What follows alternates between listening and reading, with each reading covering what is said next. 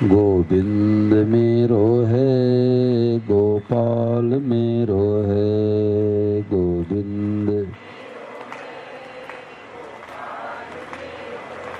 श्री बांके बिहारी नंद लाल मेरो है, श्री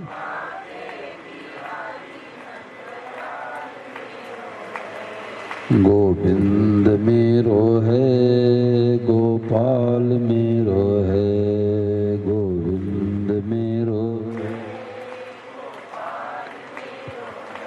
श्री बांके बिहारी नंद लाल मेरो है, श्री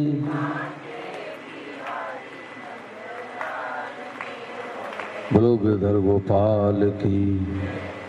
राम राम राम राम राम राम राम राम राम। सबको राम जी राम राम जी राम। भगवते नमः, भगवते नमः, भगवते नमः। आज महाराज जी ने ये बात याद दिलाई कि हम लोग कहीं जाते हैं दूसरे जगह पर, दूसरे नगर में, गांव में, शहर में, तो पहले से व्यवस्था बनाते हैं कि हम कहाँ ठहरेंगे, कहाँ भोजन करेंगे। तो मनुष्य से ही मिला है, तो हमारे साथ में चलने वाली पूंजी क्या है? धन संपत्ति को हम लोग महत्व देते हैं, परंतु हमारे साथ में चलने वाली पूंजी क्या है? स्वभाव, आदत, हैबिट। जो हमने अच्छा मंदा स्वभाव बना लिया, ये स्वभाव हमारे साथ में चलेगा। लोग कहते हैं शरीर तो जल करके ही राख हो जाता है। अब पाप पुण्य कौन भोगता है? शरीर तो यही जल के नष्ट हो गया। तो जो सूक्ष्म शरीर है वो हमारे साथ में चलता है, यानी हमारा किया हुआ जो कर्म है, धर्म है, हमारे साथ में चलता है। मनुष्य में चाहे तो अपने स्वभाव को सुधार ले, और मनुष्य में चाहे तो अपने स्वभाव को बिगाड़ ले, ये स्वतंत्र है। और मनुष्य में जैसा स्वभाव बनाएंगे, दूसरे अन्य योनियों में किसी योनि में जाएंगे, स्वभाव साथ में रहेगा। स्वामी जी महाराज जी से एक स्टेशन मास्टर बोले कि महाराज जी मैं अपने ऑफिस में बैठा था। आवाज सबको साफ सुनाई दे रहा ना? तो उन सज्जन ने कहा कि महाराज जी मैं तो अपने ऑफिस में बैठा था, तो एक सज्जन आकर के हमारे सामने वाले कुर्सी पर बैठ गए। तो जब तक उनका परिचय नहीं मिला था, तब तक तो हमें कोई फर्क नहीं पड़ा। और जैसे किसी ने उनका परिचय कान में आके बताया, तो बैठे बैठे हमारा कुर्ता पसीने से भीग गया। तो महाराज जी ने पूछा कि क्या परिचय मिला? तो स्टेशन मास्टर बोले कि ये परिचय मिला कि आपके सामने जो सज्जन बैठे हैं, ये मंगलदास नाम के डाकू है। अब डाकू है तो कुर्ता पसीने से भीग गया, स्वभाव बिगड़ा है। पता नहीं कौन सी वस्तु लेके जावे, इसको मार देवे, कौन सी वस्तु जला देवे, कुछ पता नहीं है। अब साधु महात्मा हैं, वो भी मनुष्य है। चोर डकैत है, वो भी मनुष्य है। परंतु एक का स्वभाव सुधरा हुआ, एक का स्वभाव बिगड़ा हुआ है। तो स्वार्थ और ईमान रखने से स्वभाव बिगड़ता है, स्वार्थ ईमान का त्याग करने से स्वभाव सुधरता है। तो मनुष्य में चलने वाली असली पूंजी है स्वभाव। और वो स्वभाव कैसे सुधरता है? सत्संग से। सठ सुधरे सत्संगत पाई, पारस परस उधात सुहाई। दुष्ट से दुष्ट व्यक्तियों का स्वभाव सुधरता है सत्संग से। अब कई लोगों का झूठ बोलने का स्वभाव होता है। अब घर में भोजन कर रहे हैं, मित्र का फोन आ गया, बोले आप चल दिए, बोले मैं तो रास्ते में आ गया, और घर में भोजन कर रहे हैं। अगर सही सही बोल दो कि भाई लगभग 10 मिनट 15 मिनट में निकलने वाला हूँ, तो कौन सी फांसी हो जाएगी। बच्चा सो रहा है, सुबह के 7 बज रहे हैं, माताएं कहती उठ जा छोरा, 12 बज गए अभी तक सो रहा है, 12 कहाँ बजा भाई। तो कई जगह ऐसी बात होती है, अनावश्यक झूठ हम लोग बोलते हैं। और ईमानदार रहेगा तो कहेगा कि भाई 5,000 रुपये किसी का वापस देना है तो दे करके फिर सो, नहीं क्या पता रात में भूकंप आ जाए तो 5,000 रुपये के लिए फिर जन्म लेना पड़ेगा। कर्जदार की मुक्ति नहीं होती। किसी कर्जा ले लिया और वापस नहीं दिया तो बैल बन के आना पड़ेगा, कुत्ता बन के आना पड़ेगा, बेटा बेटी बन के आना पड़ेगा कर्जा चुकाने के लिए। पापी की मुक्ति पाप भुगतने से हो जाती है, 3 लोगों का उद्धार कल्याण नहीं होता। अपराधी की मुक्ति नहीं होती, कर्जदार की मुक्ति नहीं होती, आलसी व्यक्ति की मुक्ति नहीं होती। और बेईमान आदमी होगा तो कहेगा कि रात में रुपया मत लौटाओ, नहीं तो लक्ष्मी माता चली जाएगी। बोलो होता ही नहीं होता। वे रात में रुपया मत लौटाओ, नहीं लक्ष्मी माता चली जाएगी। ये बेईमान आदमी का लक्षण है। अब कई लोग रुपया भी गिनते तो थूक लगा करके, पन्ना पलटते थूक लगा करके। तो अभी सत्संग नहीं मिला है। गीता का पन्ना पलटते थूक लगा के। ये बातें व्यवहारिक बातें हैं, इधर दृष्टि जाती नहीं। अब किसी मंदिर में गए तो वहां पर पंडित जी ने चरणामृत दिया तो मुख लगा के पी लिया और फिर सिर पर ऐसे हाथ फेर देते हैं। तो हाथ, आपका हाथ जूठा, सिर जूठा, जिस वस्तु में हाथ लगाएंगे वो जूठा। तो या तो ऊपर से पियो तो हाथ धोने की जरूरत नहीं है, और मुख लगा करके आपने पिया तो नल पर हाथ धोना चाहिए। अब गिलास में आधा जल पानी पी लिए, आधा बचा है, उसी से हाथ धो लिए। तो बताओ भाई हाथ साफ हुआ क्या? नहीं हुआ। ये स्वामी महाराज ने बिंदु में सिंधु पुस्तक के पेज संख्या 22 पर कहा है कि महाराज नल, राजा नल बड़े धर्मात्मा थे। तो शरीर में प्रवेश करने के लिए कलयुग कई दिनों तक प्रतीक्षा करता रहा कि राजा नल के शरीर में कैसे प्रवेश करे। एक दिन लघु शंका यानी पेशाब करके राजा नल ने हाथ तो धो लिए पर पैर नहीं धोए तो कलयुग उनमें प्रवेश कर गया। यानी लघु शंका होने के बाद, पेशाब करने के बाद हाथ पांव धोना चाहिए, कुल्ला करना चाहिए। अब बातें छोटी है परंतु बहुत बड़ी बात है, कलयुग प्रवेश कर गया। अब जूता पहने पहने भोजन करते हैं तो बुद्धि शुद्ध कैसे होगी भाई। आज लोगों का मन भगवान में कम लगता है, क्यों? खान पान बिगड़ गया। एक तो जर्सी गाय का दूध पीते हैं। जर्सी गाय, गाय की संज्ञा में नहीं आती, वो तो दूध देने वाली जानवर है। देसी गाय का दूध जो सिंग वाली, डिल वाली गौ माता होती है। हम लोग उधर राजस्थान में जाते हैं तो वहाँ देसी गाय के दर्शन होते हैं। और नई प्राय जर्सी गाय, उसका दूध तो जहर है, बीमारी फैलती है। तो जर्सी गाय का दूध पीने लगे और जूता पहने पहने भोजन करने लगे। अब एक हाथ में थाई ले लिए, दूसरे हाथ से खा रहे हैं, जूता पहन के खा रहे हैं और उसी हाथ से उठा भी रहे हैं। अब जूठा हुआ कि नहीं हुआ? बिस्तर पर बैठ के भोजन करते हैं, कुर्सी रख लिए पैर पर और भोजन कर रहे हैं। तो बात थोड़ी है सत्संग नहीं मिला है, बस में जा रहा है, भूख लगी है तो केले को काट काट करके खाएगा और रुमाल निकाला, हाथ पोंछ लिया, अब हाथ साफ हुआ क्या? अगर सत्संगी है, अब भूख लगी है, यात्रा में है, तो केले को तोड़ तोड़ के खाएगा ऊपर से, हाथ धोने की जरूरत नहीं। अब चाय पी लिया और पी करके हाँ ऐसे जूठा रख दिया तो हाथ साफ रहा क्या?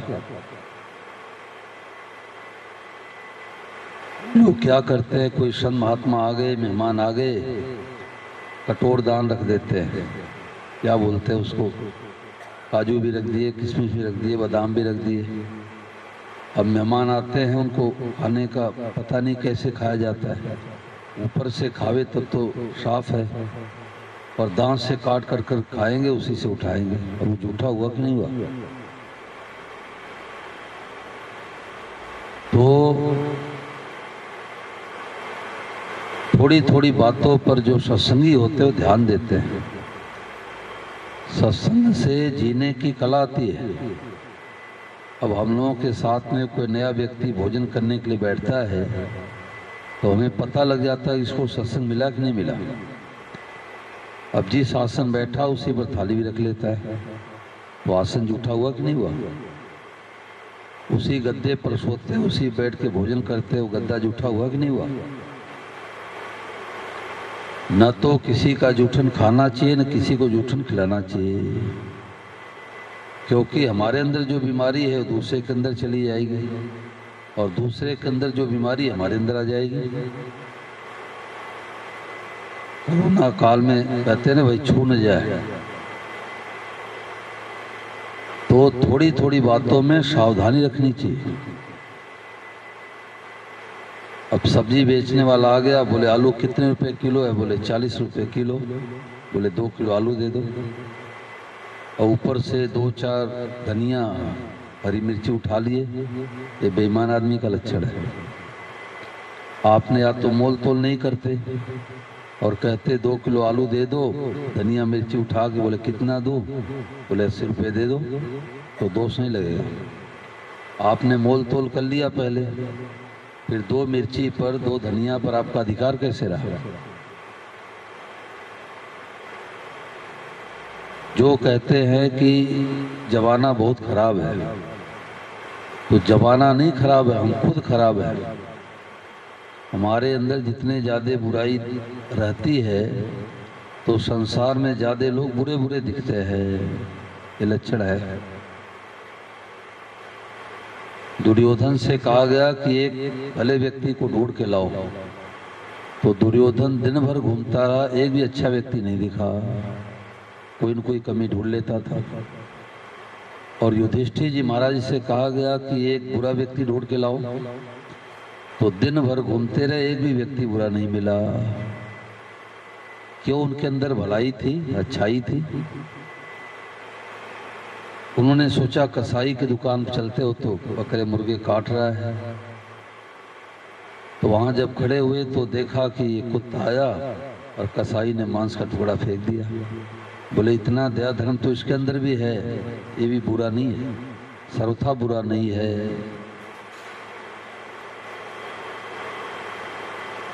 कई लोग कहते हैं जो झूठ कपड़ बेईमानी करते हैं वो तो खूब फूलते फलते नजर आते हैं, और जो ईमानदारी सच्चाई से जीवन यापन करते हैं उनके जीवन में धन की तंगी देखी जाती है।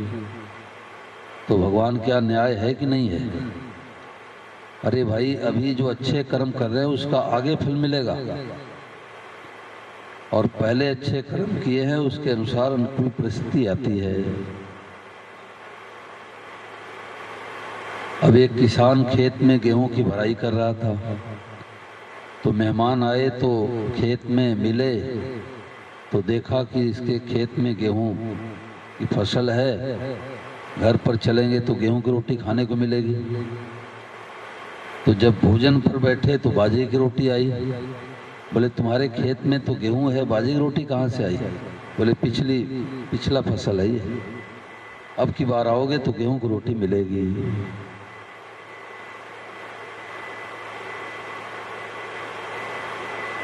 एक सत्य घटना है चूरू राजस्थान की। एक माहेश्वरी का बेटा बीमार था और अब तब लगा था कि अब जाने वाला है, कई वर्षों बीमार चल रहा था। तो गीता प्रेस को बनाने वाले श्री जयदयाल जी गुंदका 2-4 लोगों को लेकर के गए कि चलो भाई अंतिम अवस्था है तो राम राम सुना दे, ये परम सेवा है। कई जगहों पर लोग परम सेवा चला रखे हैं कि पता लग गया कि कोई अस्वस्थ है, बीमार है, तो उसको जा करके 1-2 लोग गीता जी का पाठ सुनाते हैं, गजेंद्र मोक्ष का पाठ सुनाते हैं, भगवान नाम कीर्तन सुनाते हैं, तो जीव का उद्धार कल्याण हो जाता है। ये परम सेवा है। तो ये लोग जब गए गोविंदका जी आदि, तो उस लड़के के जो पिताजी थे वो रो रहे थे कि हमारा जवान बेटा जा रहा है। तो लड़का बोला कि पिताजी कर्म करते समय आपको डर नहीं लगा और रोने से क्या फायदा? तो गोविंदका जी आदि बोले कि बेटा तुम क्या कह रहे हो, पिताजी तुम्हारे रो रहे हैं, उनको दुख है और तुम जा रहे हो। तो उस नवयुवक ने कहा कि जन्म के पहले मैं बंगाली था। सत्य घटना है ये जन्म पहले मैं बंगाली था। हमारे पिताजी मुंबई जा रहे थे और रास्ते में भी ट्रेन में चढ़ा, तो रास्ते में बात होने लगी ट्रेन में। तो मैंने कहा कि देखो मैं तो बंगाली हूँ, हमारे व्यापार नहीं करने आता। तो हमारे पिताजी बोले कि मैं बनिया हूँ, व्यापार करना मेरे को आता है, लेकिन मेरे पास पैसे नहीं है। तो मैंने कहा कि मैं तो बंगाली, हमारे व्यापार नहीं करने आता, लेकिन 10,000 रुपये हमारे पास पड़े हैं। तो ये हमारे पिताजी ने कहा कोई बात नहीं, रुपया तुम लगाओ, व्यापार हम करेंगे, आधा आधा मुनाफा ले लेंगे। तो जब हम लोग ट्रेन से उतरे तो धर्मशाला में जा कर के ठहर गए। तो जब आधी रात हुई तो हमारे पिताजी की नीयत खराब हो गई कि हमारे ऊपर कर्जा बहुत है, अगर इस बंगाली को मार दे तो 10,000 रुपये मिल जाएगा। और वहाँ दाना भूनने वाली भड़भुंजारी थी और हमारे पिताजी दोनों मिलकर के हमारा गला काट दिए। अब 9,500 रुपये हमारे दवाई में इन्होंने लगा दिया, बीमारी में। अब पिताजी 500 रुपये बचा है, 500 रुपये हमारे क्रियाक्रम में लगा देना, हमारा आपका हिसाब बराबर हो जाएगा।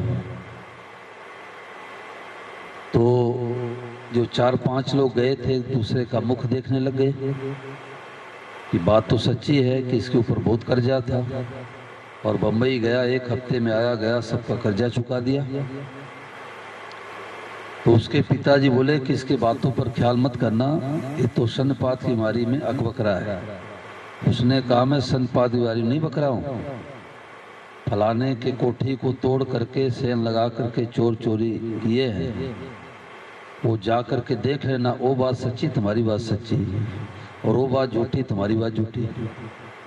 तो गोविंदका जी आदि सुबह गए तो देखा कि सेन लगा करके दीवार तोड़ के चोर चोरी करके ले गए थे। ढीलों ने पूछा चलो ठीक है, तुम्हारे पिताजी ने तो ऐसा किया था, अब तुम्हारी पत्नी युवावस्था में विधवा होने जा रही है, ये बेचारी क्या दोष है?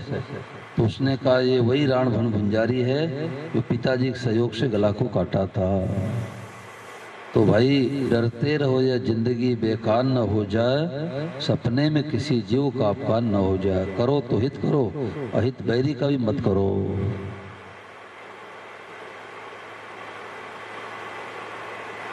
तो कहने का तात्पर्य है कि मनुष्य शरीर में हम अपने स्वभाव को सुधार सकते हैं, मनुष्य शरीर में अपने स्वभाव को बिगाड़ सकते हैं, और स्वभाव सुधारने का ये मौका है। और ये सबसे ऊंचा तरीका स्वभाव सुधारने का कि सब रूपों में भगवान ही बने हैं, और सब को देख करके क्या कहना है, भगवते नमः।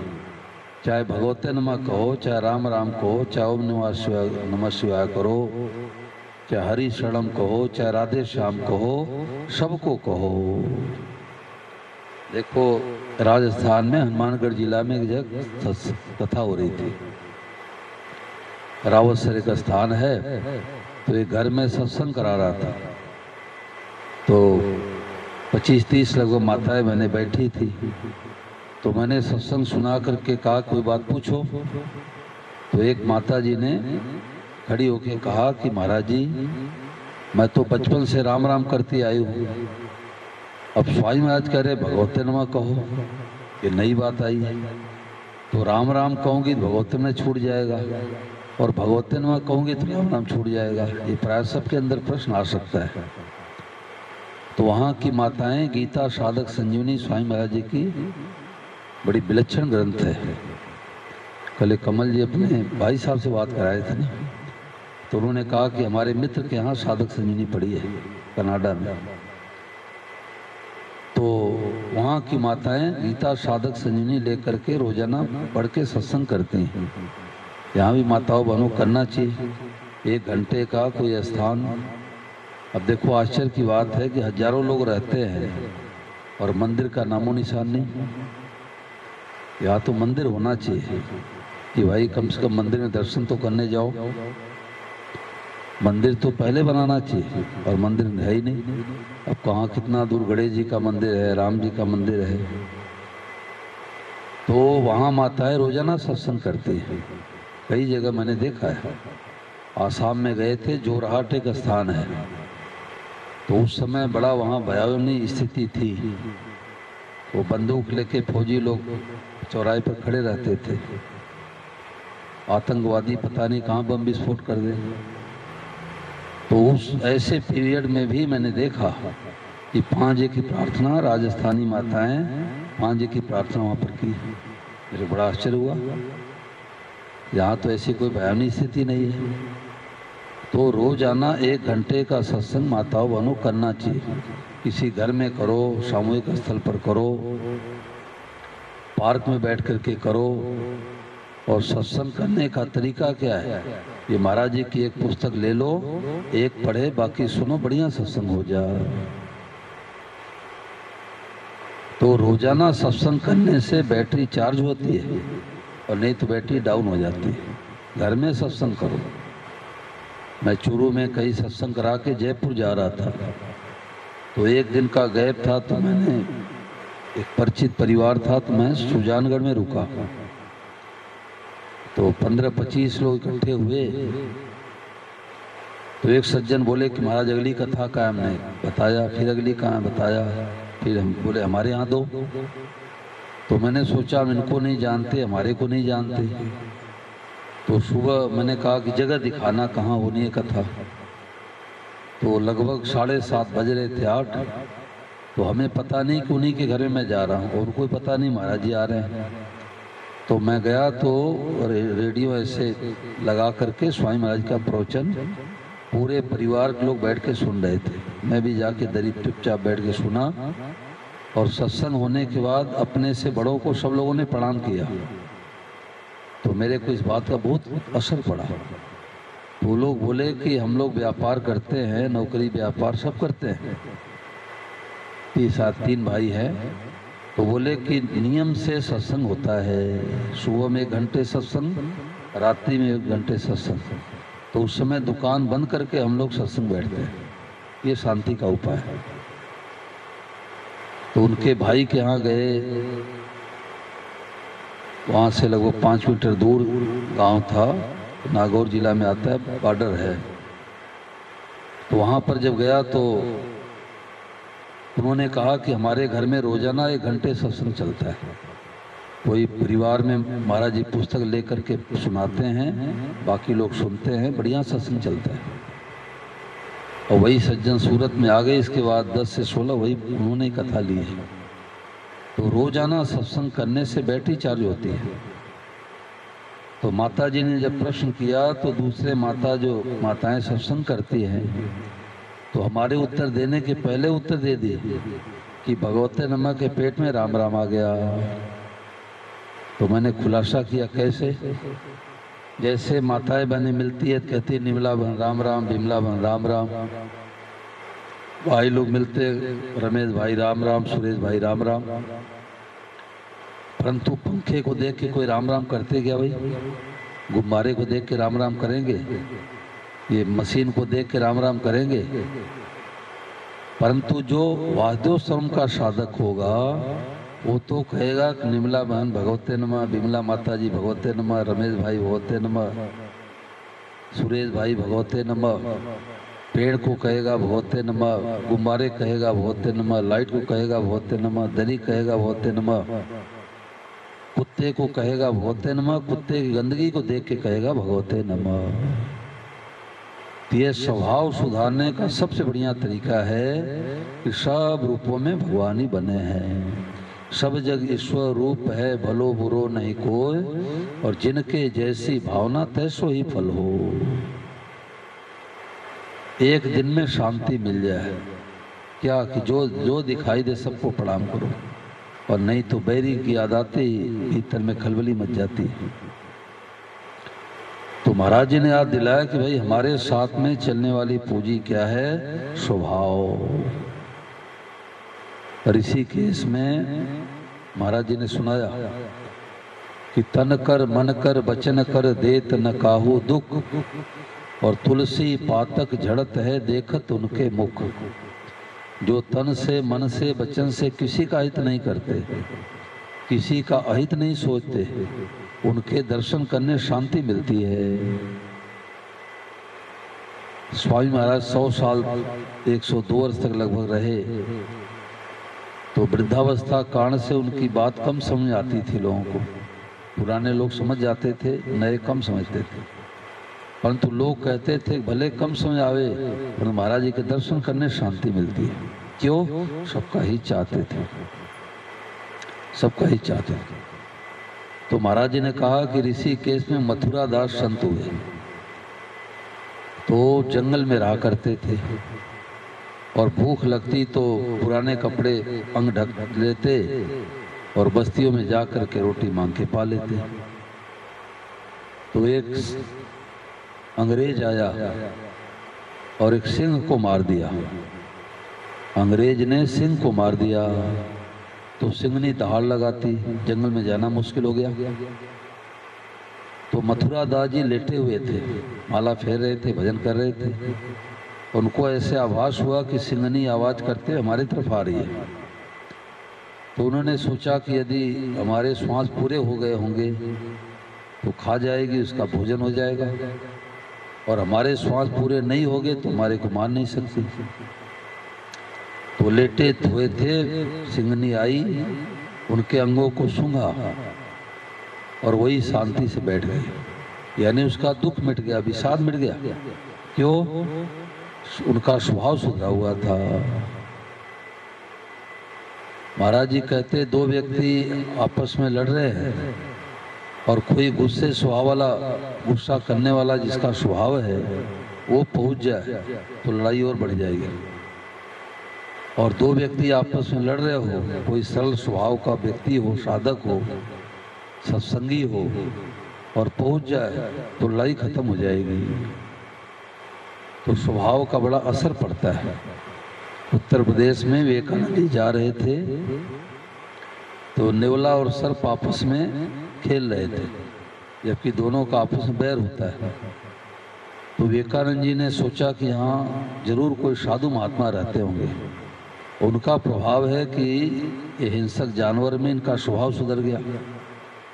तो उन्होंने गांव वालों से पूछा कि यहाँ कोई साधु महात्मा रहते हैं क्या? बोले हाँ रहते थे, उनका सही रह गया। तो विवेकानंद जी समझ गए कि ये संतों का प्रभाव है कि हिंसक जानवर भी अपना हिंसा छोड़ दिए। तो आज महाराज जी ने कहा कि हमारे साथ चलने वाली पूंजी धन नहीं है। धन तो चाहे ज्यादा छोड़ के जाओ चाहे कम छोड़ के जाओ, हमारे साथ में चलने वाली पूंजी है स्वभाव। तो स्वार्थ और अभिमान कारण से स्वभाव बिगड़ता है, और स्वार्थ अभिमान का त्याग करने स्वभाव सुधरता है। जोधपुर में एक राजपुरोहित जी थे, तो वो हॉस्पिटल में बहुत अच्छे बड़े पद पर अफसर थे। तो गायों की सेवा करते, दीन दुखियों की सेवा करते, संतों की सेवा करते। तो स्वामी महाराज जी का जब सही पूरा हुआ तो उसी दिन से उन्होंने संन्यास ग्रहण कर लिया, पैंट शर्ट उतार के रख दिए। बोले भाई अब शरीर का पता नहीं कब जाना पड़े, साधु बन गए। शरीर में लकवा लगा, ये तो सुख दुख सबके जीवन में आता है। देह धरे का दंड या सब काहू को हो, ज्ञानी काटे ज्ञान से मूर्ख काटे रोए। तो लकवा लगा तो मैंने उनसे बात किया, मैंने कहा आपका स्वास्थ्य कैसा है? तो उन्होंने क्या कहा? उन्होंने कहा हमारा सेवा बताओ। तो मेरे को इस बात का असर पड़ा कि इनकी सेवा तो हमें करनी चाहिए, परंतु अस्वस्थ अवस्था में भी कह रहे हैं कि हम हमारे को सेवा बताओ। तो ये स्वभाव है, बचपन से सेवा करने का स्वभाव था, तो अंतिम समय भी कह रहे हैं कि सेवा बताओ।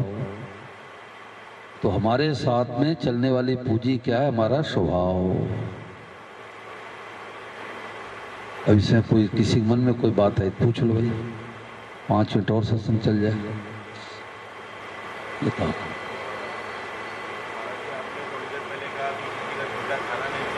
हाँ, जूठा न खावे न खिलावे।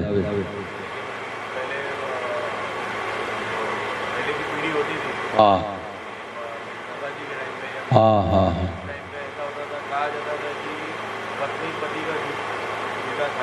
हाँ हाँ, वो कहते थे कि जूठा खाने से प्रेम होता है, परंतु स्वामी महाराज कहते हैं जूठा खाने से प्रेम नहीं होता, स्वार्थ ईमान का त्याग करने से प्रेम होता है, जूठा खाने से प्रेम नहीं होता। मित्र मित्र तो एक थाली में भोजन करते हैं और 2, 4, 5 साल बाद मुकदमेबाजी करने लग जाते हैं। बोलो क्यों? तो जूठा खाने से प्रेम नहीं होता है, स्वार्थ ईमान का त्याग करने से प्रेम होता है। और नहीं तो एक दूसरे का जूठन खाएंगे, दूसरी बीमारी आएगी। न तो अपना जूठन दूसरों को खिलावे, दूसरे का जूठन अपने खिलावे। ये बात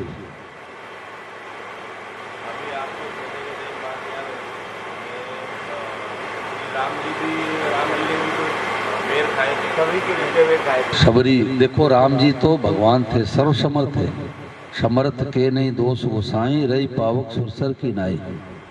सूर्य को, गंगा जी को, अग्नि में कोई दोष नहीं आता। हम तो राम जी जैसे है नहीं, तो इसलिए हम लोगों को तो बर्ताव स्वास्थ्य की आज्ञा के अनुसार करना चाहिए। देख लो, डॉक्टर होता है, अपने बेटे का इलाज करता था कोरोना काल में, तो पट्टी क्यों लगाता था भाई? पक्षपात क्यों करते हो? तो तुम्हारा बेटा है। पत्नी दूर से पति को भोजन देती थी, क्यों? तो कि उसकी बीमारी हमारे अंदर ना आ जाए। ये बात, ये बात। और कोई बात पूछो।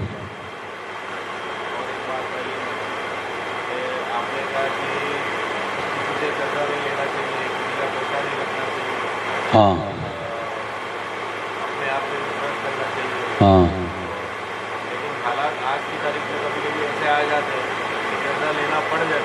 कर्जा लेना देना तो रहता ही है, परंतु उसको पाई पाई चुकता करो।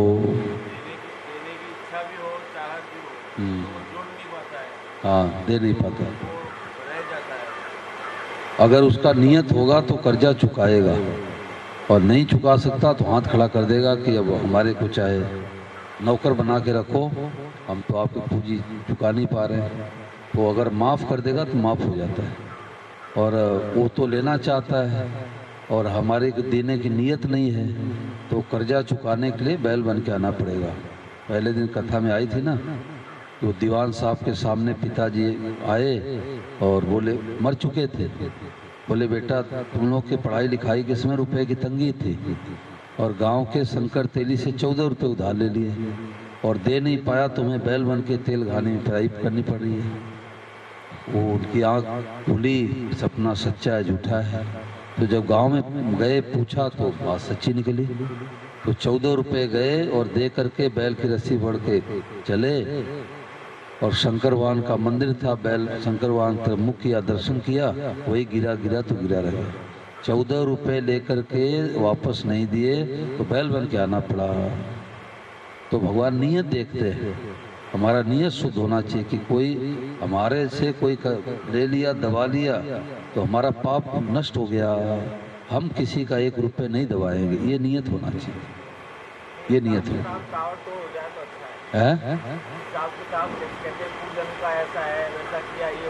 हाँ, अभी यही जन्म में तो हो जाए तो मतलब क्लियर हिसाब किताब रहे। हाँ, सत्संग से यही तो ज्ञान मिलता है कि भाई हम कोई हमारा रुपया भले दबा ले, हम किसी का 1 रुपया नहीं दबाएंगे। स्वामी महाराज ने कहा कि ठगने में दोष है, ठगे जाने में दोष नहीं है। आपका 100 रुपये किसी ने दबा लिया तो किसी जन्म का लेना देना बाकी था, परंतु आपने किसी का दबा लिया तो नया कर्म हो गया आपके लिए, उसका दंड मिलेगा। तो सावधानी रखनी चाहिए कि दूसरे का 1 रुपया हमारे हक में ना आ जाए। ईमानदार आदमी होता है वो तो ये सोचता है, और बेईमान आदमी सोचता है कि चलो टैक्सी वाले को 50 दिया, देना 40 था, दे दिया मेरे को 50, हमें फ़ायदा हो गया। ये बेईमान आदमी का लक्षण है। तो आज महाराज जी ने कहा कि हमारा स्वभाव हमारे साथ में चलेगा। अब माताओं बहनों कोई बात पूछ लो भाई।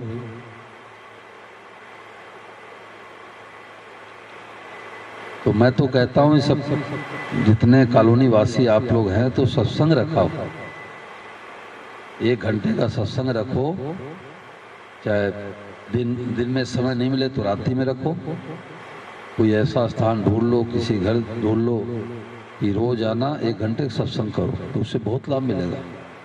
और नहीं कर सको तो कम से कम रविवार को तो करना ही चाहिए। रविवार को छुट्टी है तो सब लोग सामूहिक बैठ के महाराज जी की एक पुस्तक पढ़ो और बढ़िया सत्संग हो जाए। स्वामी महाराज जी की पुस्तकें बहुत अनमोल है, इस पुस्तक से बहुत शांति मिलती है। लोग कई घरों में पुस्तक लेकर के पढ़ते हैं, सत्संग होता है, क्योंकि महाराज जी का उद्देश्य था कि लोगों का उद्धार हो जाए, कल्याण हो जाए। हाँ बोलो बंदी।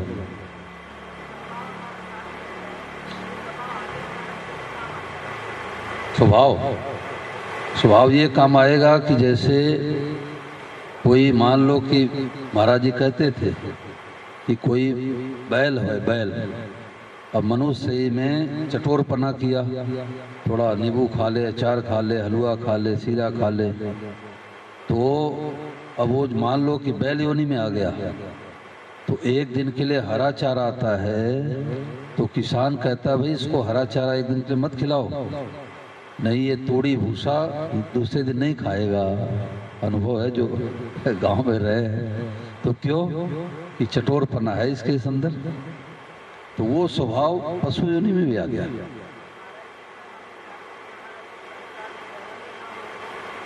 ये तो बहुत बढ़िया बात है, ये तो बहुत अच्छा है, परंतु वो अपने हाथ की बात नहीं है। हाँ, ये बहुत बढ़िया बहन जी ने प्रश्न किया कि हम क्या उपाय करें कि हमारा जन्म ही ना हो। तो सब रूपों में भगवान ही बने हैं। अब सब रूपों में भगवान ही बने हैं तो हमारा स्वभाव क्यों बिगड़ेगा, क्यों पुनर्जन्म होगा? अब पुनर्जन्म होगा ही नहीं, और होवे तो भगवान की मर्जी। जो भगवान के भगत होते हैं उनका कोई आग्रह नहीं रखता। भरत जी महाराज यही तो मांग रहे थे त्रिवेणी मैया से कि अर्थ न धर्म न काम रुचि गत न चहो निर्वाण जन्म जन्म रत राम पद यह वरदान नाम। हे त्रिवेणी मैया, हमें धन नहीं चाहिए, अर्थ यानी धन नहीं चाहिए, अर्थ न धर्म से कोई लेना देना नहीं है, गत न चहो निर्वाण, हमें मुक्ति पद भी नहीं चाहिए। तो क्या चाहिए? जन्म जन्म रत राम पद, हमें भगवान के चरणों में प्रेम हो जाए। तो जो भगवान की भक्ति करते हैं उनका आग्रह होता ही नहीं कि हमारा जन्म हो कि न हो, हमारा नट राजा थारे नचाए नाचो। जो भगवान की मर्जी मिला दिए, अब तुम चाहे हमें फिर जन्म दो चाहे मत दो, आपकी मर्जी, वो तो भगवान के आश्रय रखते। ये बात महाराज जी, पर ऐसे कहते ना भक्ति करते तो हमारा जन्म नहीं होता है, तो ये बात सच है क्या? ये बात सत्य है, बिल्कुल सत्य है। मुक्ति हो गया, प्रेम हो गया, अब जाएगा भगवान के धाम में जाएगा। महाराज जी से किसी ने पूछा, एक बार स्वामी महाराज ने कहा कि 2 बातों दो प्रश्न रहते हैं जीवन में। बहुत बढ़िया बात है, ध्यान देना। महाराज जी ने कहा कि दो समस्या रहती है कि हमारा व्यर्थ चिंतन कैसे मिटे। मन इधर उधर जब भागता है तो हमारा व्यर्थ चिंतन कैसे मिटे। और दूसरी बात आती है कि अंतकालीन चिंतन का सुधार कैसे हो। अंत में कुत्ता की याद आ जाए, कुत्ता बनना पड़ेगा। बिल्ली की याद आए, बिल्ली बनना पड़ेगा। रुपए की याद आ जाए, मरते समय सर्प बन के आना पड़ेगा। बेटे पोते का चिंतन हो जाए, बेटा पोता बन के आना पड़ेगा। ये दो समस्याओं का समाधान महाराज जी ने कहा कि सब रूपों में भगवान ही है। अब सब रूपों में भगवान है तो हमारा व्यर्थ चिंतन कहाँ जाएगा। हमारे मन में जो आएंगे भगवान ही आएंगे। हमारा मन जहाँ जाएगा भगवान में ही जाएगा। अंधकालीन में कुत्ता भी सामने बैठा है, दूसरों को दिखाई देगा कुत्ता, परंतु भगत को क्या दिखाई देगा, भगवान है। ये आप कोई बात पूछ रहे थे। महाराज जी प्रणाम। मेरा कहना है कि मतलब जो भी कुछ भी होता है तो सब बोलते हैं कि भगवान ने ही किया है। हाँ, तो आदमी जो भी गलती होती है चाहे वो होती है तो फिर उसको दोष क्यों देते हैं। ठीक बात, बहुत सुंदर प्रश्न है कि लोग कहते हैं कि पाप भी भगवान ही करवाते हैं।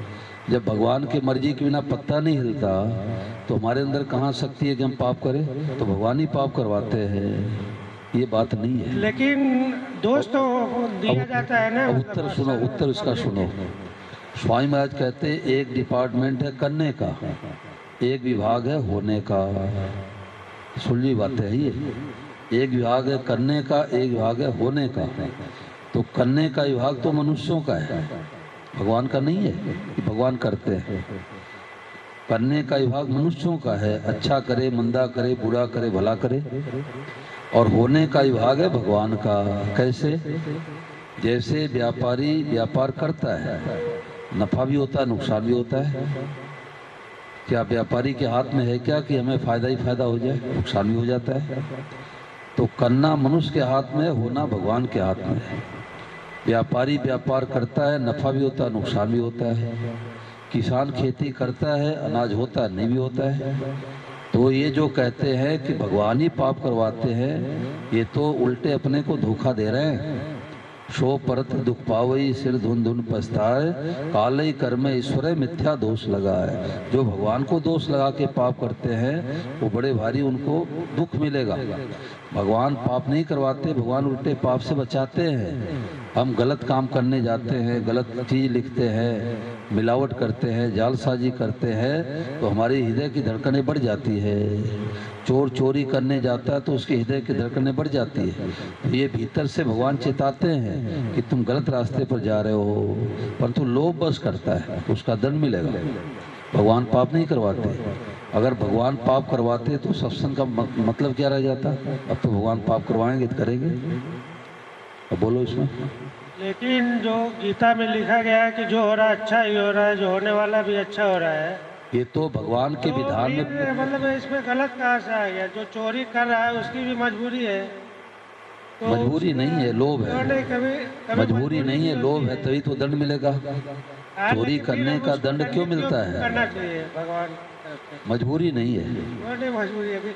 अब कसाई कहता है कि हमारी मजबूरी है, इस वक्त तुम्हें दंड मिलेगा। जितने मुर्गे बकरे काट रहे उतने जन्म लेना पड़ेगा तुम्हारे को, इसका दंड मिलेगा। कर्म प्रधान विश्व कई राखा, जो जस करे सुतस फल। रामचरितमानस में कहते हैं। गीता कहती है कर्मणे वाधिकारस्ते माँ फलेश कदाचन। कर्म में तुम्हारा अधिकार है, फल में तुम्हारा अधिकार नहीं है। हानि लाभ जीवन मरण जस विधि हान, ये छह चीजें परमात्मा ने अपने हाथ में ले रखा है, मनुष्यों के हाथ में नहीं है। हानि होगा कि लाभ होगा, कौन जन्मेगा कौन मरेगा, हानि लाभ जीवन मरण जस होगा कि अपजस होगा, ये भगवान के हाथ में है। तो आज से दिमाग से निकाल देना कि हम झूठ कपड़ बेईमानी करते हैं, भगवान करवाते हैं। भगवान के ऊपर दोषारोप मत देना। वो झूठ कपड़ बेईमानी हम लोग बस करते हैं कि हम लखपति बन जाए, करोड़पति बन जाए। ये मजबूरी नहीं है, ये तो हमारा लोभ है, इसका दंड मिलेगा। ठीक है, अब चलो सब प्रभात फेरी में 10 मिनट चलते हैं। हाँ काम करना तो काटना था। हाँ हाँ, परंतु ये पैसा नहीं है। कसाई का ये पैसा नहीं है कि दादाजी ने किया था, पिताजी कर रहे हैं, हम भी करेंगे। पैसा उसका काम नहीं है, इसका दंड मिलेगा। किसी जीव की हत्या करना पाप है। बोलो गिरधर गोपाल की जय। चलो सब ज़्यादा नहीं, 15 मिनट के लिए प्रभात फेरी में सब लोग चलते हैं।